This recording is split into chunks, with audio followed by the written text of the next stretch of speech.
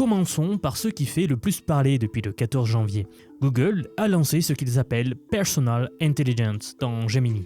L'idée est simple mais redoutable. Connecter Gmail, Google Photos, YouTube, l'historique de recherche, etc. Tout ce que vous utilisez, l'écosystème Google, directement à Gemini pour que l'assistant comprenne vraiment qui vous êtes. Pas besoin de lui expliquer vos goûts, vos habitudes, votre vie, il le saura déjà. Josh Woodward, le vice-président de Google Labs, raconte qu'il avait besoin de pneus neufs pour son minivan Honda. Et c'est en faisant la queue chez son garagiste qu'il réalise qu'il ne connaît pas la taille de ses pneus.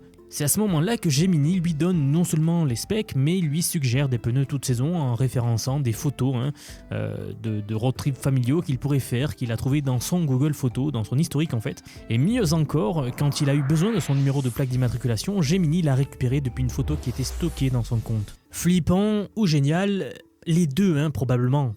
Ce qui change vraiment ici, c'est que Gemini ne fait plus que chercher de l'information. Il va raisonner à travers vos données. Vous lui demandez de planifier un week-end et au lieu de vous sortir le guide du routard, il va croiser vos précédents voyages, ce que vous avez déjà fait, vos centres d'intérêt visibles grâce à votre historique YouTube et même les restos que vous avez déjà recherchés ou où vous êtes allé récemment. Google appelle ça en anglais le Reasoning Across Complex Sources. Donc en français, traduit simplement, ça voudrait dire un assistant, l'assistant qui fouille dans vos affaires pour vous donner ce que vous n'avez même pas encore demandé.